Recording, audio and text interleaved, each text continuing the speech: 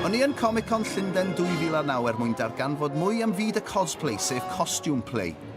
Mae'r rheolau'n syml, rhaid i chi fynd ati i greu gwisgo un o'ch hoff gymeriadau. O'n i eisoes wedi gweld Gwen Cooper Torchwood yn y Comic-Con, ac roedd hyn wedi fy ysbrydoli.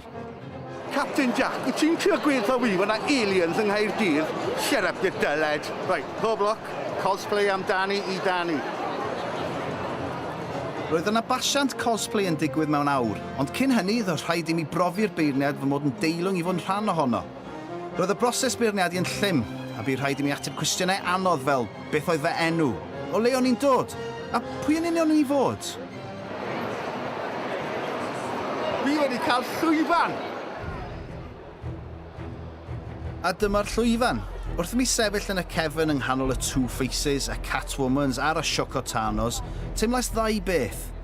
Nerfusrwydd o fod yn rhan o'r fath gystadleuaeth, a cywilydd wrth sylweddoli cyn lleiad ymdrech o'n i wedi wneud i gymharu â phawb arall.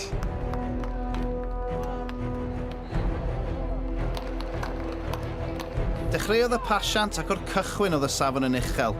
Pawb oedd gan fy ymdrech tila i yn erbyn arbenigwyr cosplay fel hyn. Nid fi oedd y sala, dyna'r dafros gweitha fi roed i gweld. O'n i'n teimlo'n nerfus iawn yng nghanol yr holl cos chwaraewyr profiadol. Oedd hyd yn oed Padwans ifanc wedi wneud yn well na fi.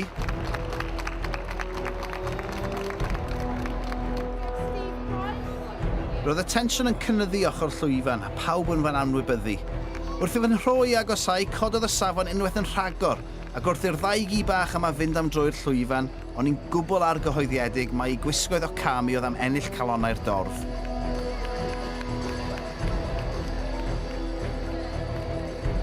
Ac eto, gweithio'r holl fusoedd o ymdrech treuliodd ar ei gwisgoedd, ymateb eitha distaw gath y cwn.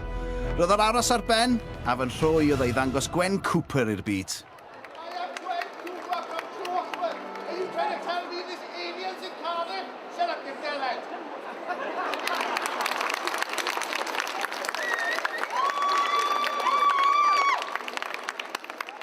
Mawr syndod i mi, o'n i wedi cael ymateb da.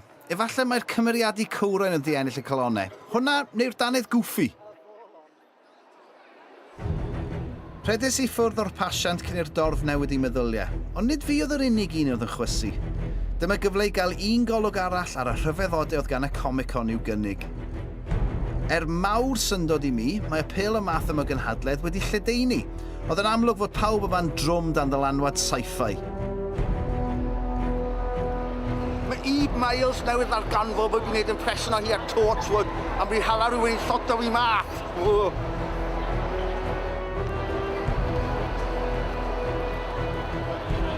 Ac felly roedd fy siwrne ar ben, a minnau wedi wneud nifer o ffrindiau newydd. Wrth i mi adael, roedd un peth yn amlwg. Gweitha be oedd atw yn ei chwibanu, mi o'n i'n bendant am ddychwelyd blwyddyn nesaf i Comic-Con.